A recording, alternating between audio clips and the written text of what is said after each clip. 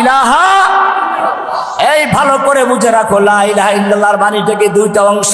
লা ইলাহা মানি হলো কোনো ইলাহা নেই, লা মানি নেই, ইলাহা মানি কোনো মাবুদ। একটা পুরাতন বিল্ডিং এ রং করতে গেলে আগে মানুষেরা পুরাতন বিল্ডিং এর রংটা ঘষে মেজে ধুয়ে মুছে পরিষ্কার করে তারপর নতুন রং করে, ঠিক কিনা? ঠিক তেমনি ভাবে লা ইলাহার মানে হচ্ছে তোমার কলবের থেকে, অন্তরের থেকে যত গায়রুল্লাহ আছে, আল্লাহ ছাড়া যত কিছু আছে, খাজা বাবা, গাজা বাবা, ল্যাংটা বাবা, পীর বাবা, দরগাওয়ালা, দুর্গাওয়ালা, মাজারওয়ালা, বাজারওয়ালা, যত কিছু আছে সবগুলো কাট করে দিয়ে পরিষ্কার পরিচ্ছন্ন করে শুধু একজনকে বসাও, কাকে? লা ইলাহা। এই হচ্ছে লা ইলাহার অর্থ। এটা এরকম,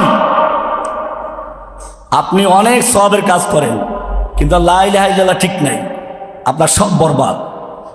একটা লোক রাস্তায় একটা মেয়ে দেখছে সুন্দরী, পছন্দ হয়েছে, তাকে ফুসতে ঘরে নিয়ে আসছে, উজু করাইছে, গোসল করাইছে, নামাজ পড়ায়, রোজা রাখায়, হজ করায়, যাকাত দেয়, তাসবিহ তাহলিল করায়, বোরকা পরায়, পর্দা করায়, সব কিছু করে, কঠোর শরিয়া মেনে ঘর সংসার করে, কিন্তু বিয়ে করে নাই। কি করে নাই?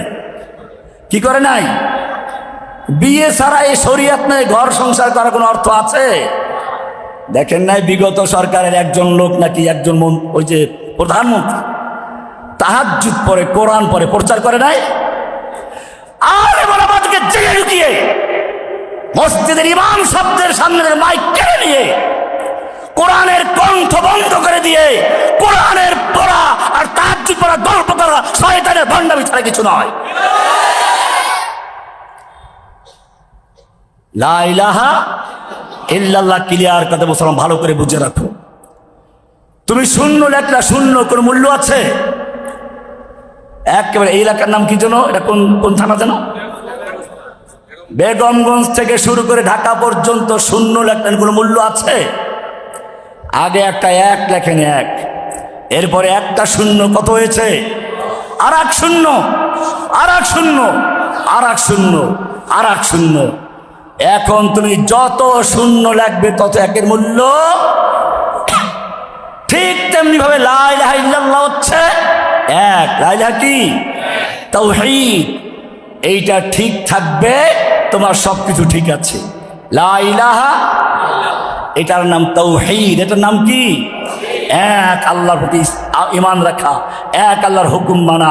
এটা যত ক্লিয়ার থাকবে, সময়টা কি আছে?